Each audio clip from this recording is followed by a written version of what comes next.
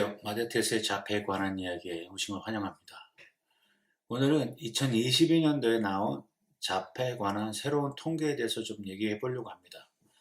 이 통계의 기사는 autismparentsmagazine.com에 나온 기사고요. 2022년도 통계 자료입니다. 천천히 같이 읽어 볼게요. 미국은 현재 44명 중에 1명이 자폐아이다. 지난번 영상인가 이 두 번째 전 영상에서 제가 한번 말씀드렸습니다. 왜 자폐아이 혹은 자폐로 진단받는 아이들이 많은가에 대해서는 제가 설명을 드렸고요. 그리고 이 통계를 보면 2000년도에 이 통계를 취합해서 발표하기 시작한 시점부터 241%의 자폐 아이들이 늘었다고 합니다. 그리고 2살 이전에 아이들이 자폐로 진단받을 수 있음에도 불구하고 평균적으로 4살쯤에 아이들이 자폐를 진단받는다고 합니다.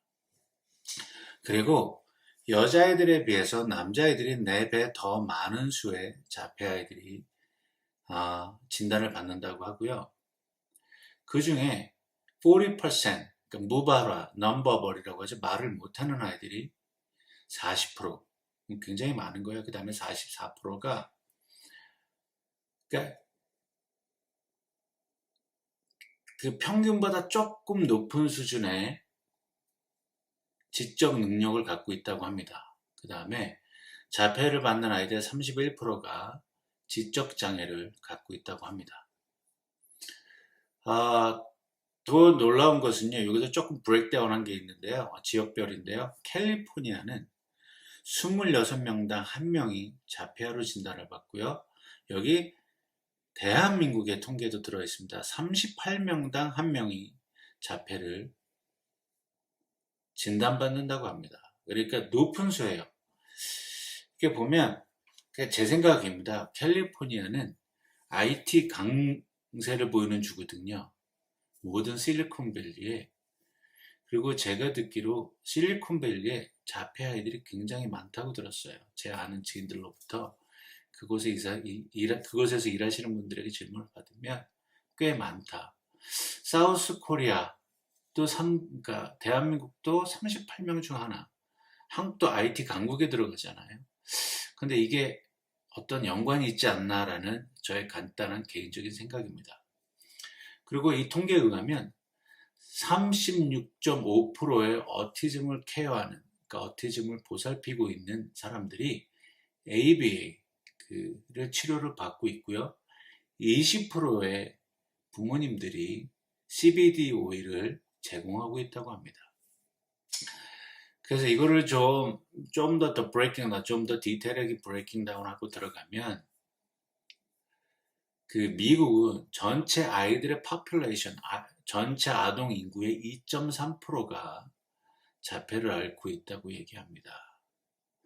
그러니까 굉장히 많은 수의 아이들이 그 자폐죠. 이제는 아스퍼러스 신드롬, PDD 이런 걸 이제 구분하지 않잖아요. 이제 빅 엄브렐라에다 놓고 그냥 이게 3레벨로 나눴어요. 미국도 mild, moderate, and then severe로 나눠서 얘기하고 있습니다. 이 통계를 취합할 때 2000년도, 22년 전에는 150명당 1명이었고요. 작년에 나온 2021년에 리뷰얼된 통계가 가면 44명당 1명. 굉장합니다. 아까도 말씀드렸지만 그 보편적인 통계에선 남자 4명당 여자 1명이 자폐아인데 또 다른 그 조사 보고서에 의하면 남자의 3명당 여자의 1명이라 그래요. 그러니까 점점 더 많아지고 있는 것 같고요. 그리고 6%의 아이들이 또 어떤 젠더 이슈가 있다고 합니다. 그 다음에 이건 미국 통계입니다. 이제 사우스 코리아가 좀 들어가 있어요. 제 생각에는 사우스 코리아, 대한민국이 이 통계가 높아서 그런 것 같아요.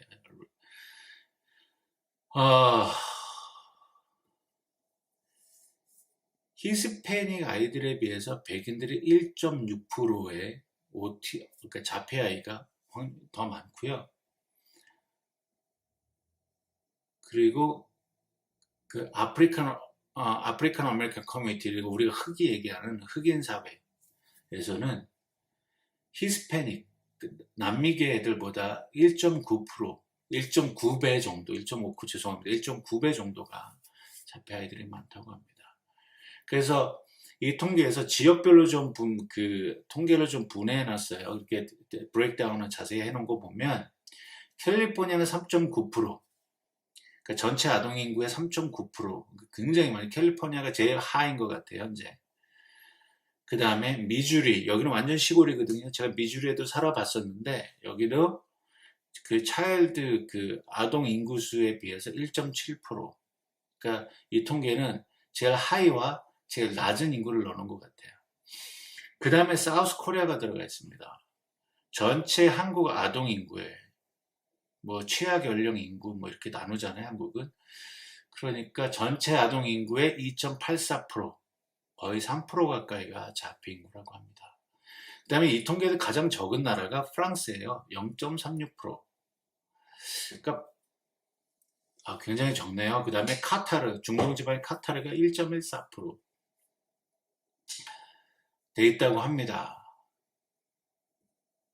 그 다음에 어덜트입니다. 그 CDC 질병통제센터의 자료에 의하면 미국 전체 어른 인구 중에 2.2%가 자폐 인구라고 하고요. 예, 캘리포니아가 greatest state이라 그래. 그러니까 자폐 인구가 제일 많은 어덜트인데 자폐 어른들이 제일 많은 주라고 하기도 합니다. 그래서 서비스가 많은지도 모르겠어요. 캘리포니아는 서비스가 굉장히 많고요. 아니면 서비스가 좋아서 다른 지역에서 유입이 되는지도 모르겠습니다. 그러니까 다른 지역하고 좀 다르게 그 간병인 제도 있잖아요. 미국은 간병인 제도가 주마다 다 있는데요. 캘리포니아는 간병인 제도에 물론 시급으로 따지면 캘리포니아 15불 50원 정도밖에 안 돼요. 간병인. 그래서 지금 그 유니언에서 올려달라고 주정부와 협상 중인 걸로 압니다. 더 올려달라고. 왜냐하면 기름값이 많이 올랐잖아요. 간병을 보시는 분들이 아이들을 케어하기 위해서 혹은 아픈 분들을 케어하기 위해서 이렇게 이동하는데 시간당 15불인데 지금 거의 갤런당 4리터에 한 1200원으로 잡고 60에 7200원이잖아요. 리터당 그 4리터에 7200원인데 그게 감당이 안 되는 거예요. 그 교통비가. 그래서 올려달라고 지금 하고 있다는 얘기를 들었습니다. 그리고 여기에 새로운 팩터를 보면, 새로운 사실이 드러난 거에 의하면 자기 아이들 형제 중에 자폐가 있는 아이들의 가정은 19%의 위험성 확률을 갖고 있다고 합니다. 그러니까 둘째나 셋째에서 자폐 아이가 나올 확률이 19%나 일반 가정보다 높다는 얘기죠. 그러고 여기 보면 그러니까 잠재적으로 어티즘을 일으키는 것들이 무엇인가 이렇게 이제 잠정적인 조사에 의하면 이렇다 그래요. 임신기에 감염이 됐다거나 마약을 사용해서 그렇다. 잠재적이에요. 사실은 확실하진 않은데 그동안 조사면 이게 조금 뭐라 그럴까요? 증거물이 나왔다. 그러니까 어티즘을 일으키는 이런 원인 중에는 임신 중 감염, 그다음 마약 유주, 그런 게 나왔다. 이런 것들이 있다. 이런 얘기인데 다 잘 아시겠지만 영상을 보시는 분들은 자폐를 일으키는 이유는 수만 가지가 될 수 있고요. 수억 가지가 될 수도 있다 그래요. 그래서 약이 안 나오는 거죠. 그 다음에 부모님께서 임신 중에 컴플리케이션이라고 그러죠. 어려움이 있어요. 임신 중에 여러 가지 어려움들이 있잖아요. 우리 무슨 철분 부족, 당뇨, 임신 중 당뇨, 여러 가지 복잡한 것들 중에 이제 그게 임신 중이었거나 임신하기 전이거나에 44% 정도의 자폐를 일으킬 수 있는 위험도가 있다. 44% 위험도가 있다라고 얘기합니다. 그러니까 통계가 저는 그래요. 통계니까 그냥 전체적인 아이에서 이럴 수도 있다 이렇다라는 걸 보여주는 통계고, 그리고 현재 많이 알려진 통계 자료이기 때문에요, 이럴 수도 있다라고 얘기합니다. 뭐 이런 것들이 그 이미진 중에 이런 컴플리케이션들이 있다. 그리고 지금 제가 제 영상들을 쭉 보신 분들은 알겠지만 요즘은 남자들의 스펌, 정자에서도 문제가 있지 않았느냐라는 얘기가 계속 나오고 있기 때문에요. 그러니까 참 어티즘을 연구하시는 분들은 참 어려운 것 같아요. 그러니까 분명히 결과물은 있는데 원인을 찾기가 쉽지 않아서 그 뭐라 그럴까, 치료약을 만들기가 너무 어려운 거죠. 근데 물론 이제 이런 통계들이 바탕이 돼서 또 역추적하고 하다 보면 언젠가는 나오지 않을까 생각이 되어집니다. 그 다음에 그 FDA에서 그 어티즘 치료제라게, 뭐 어티즘 치료제라긴 좀 그렇고요.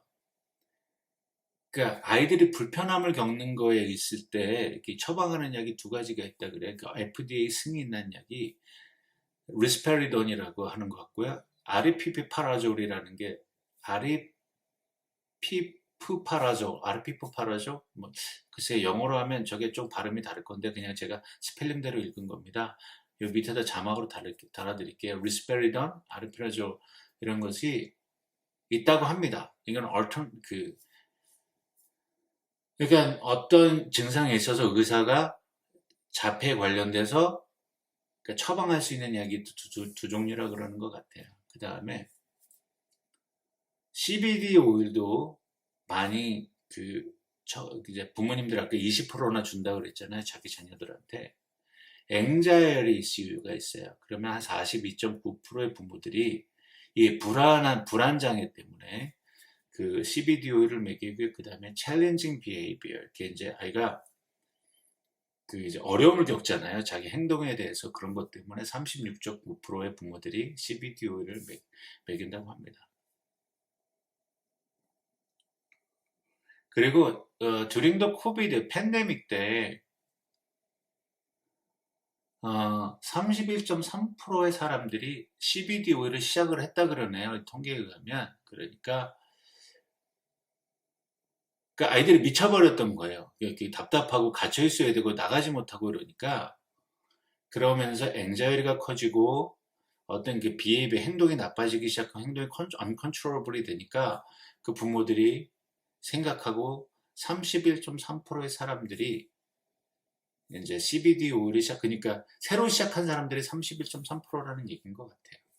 그렇다고 합니다. Still ABA 테라피가 현재로서는 가장 좋은 자폐 치료, 행동 치료 방법이라고 얘기하고 있고요. 그 다음에 언치, 그러니까 언어 치료, 그 다음에 작업 치료라 그러더라고요. 한국말로는 occupational therapy, 그 다음에 뭐 relationship 이런 거 등등등의 그런 방법이 그런 것들이 존재한다라고 얘기하고 있습니다.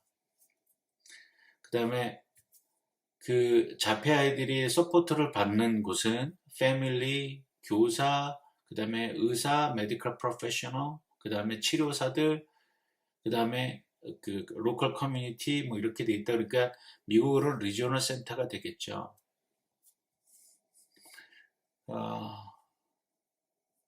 그 다음에 아빠랑 엄마가 그 서포팅에 있어 자폐 아이들을 서포팅해서 다른 관점을 갖고 있다라고 하기도 합니다. 엄마의 그 가장 중요한 점은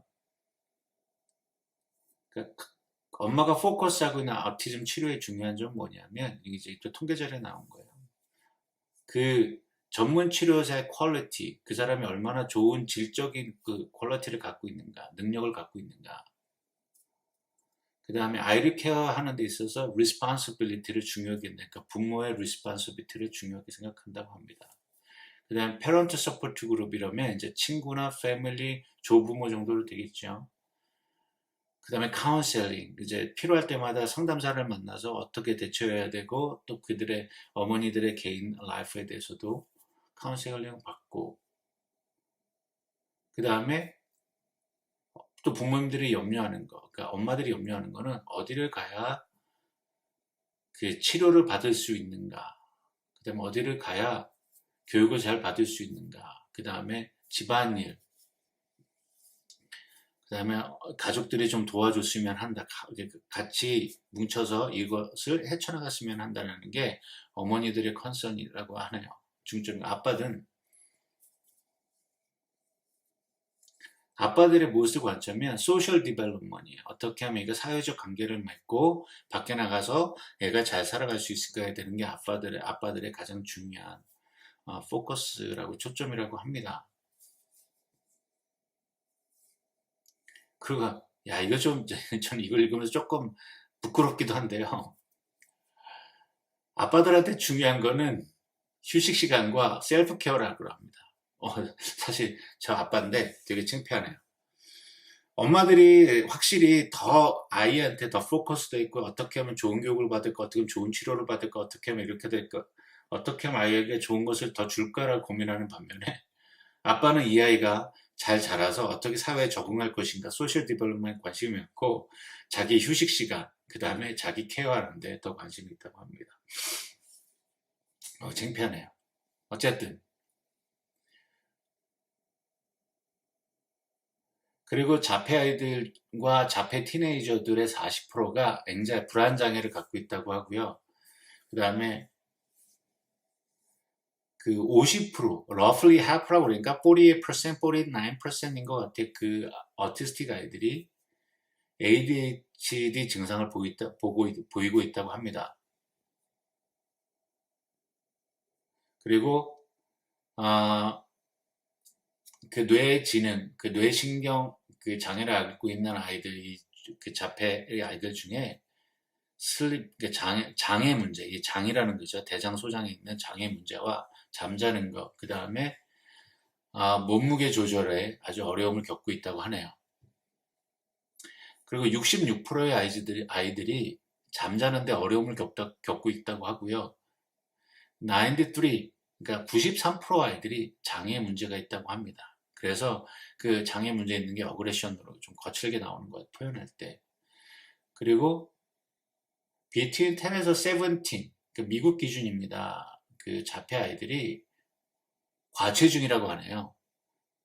10살에서 17살 사이 아이들이 half of American이니까 반 정도의 티네이저들이 과체중이라고 합니다. 근데 미국 애들이 먹는 게 단짠에다가 기름지잖아요. 어쩔 수 없어요. 그 다음에 자폐를 앓고 있는 아이들의 그 간질 위험이 높다고 하고요. 그 다음에 90%의 자폐 아이들이 어떤 특별한 그 센서리 이슈를 갖고 있다고 합니다. 그 다음에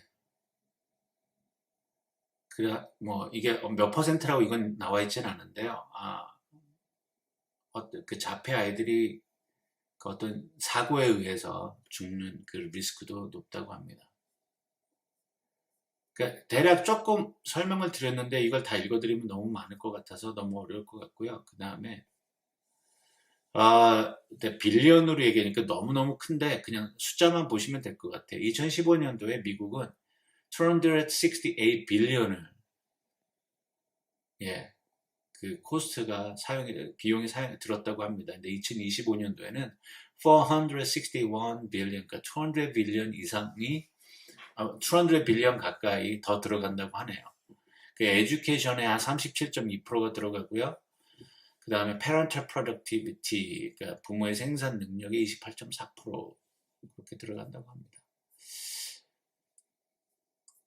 그러니까 현재 우리 아이들이 겪고 있는 일들이 점점 더 많아지고 그거에 대한 필요한 금액이나 이런 것들이 많이 들어가고 아빠하고 엄마가 자폐 아이를 대하고 케어하는 데 있어서의 이상이 다르다는 것 정도만 알아두시면 될 것 같네. 그리고 한국이 그 자폐 아이 진단율, 그 자폐 아이 높다라는 것도 알아주셨으면 좋겠습니다. 오늘도 영상 봐주셔서 감사하고요. 다음 영상에서도 뵙겠습니다.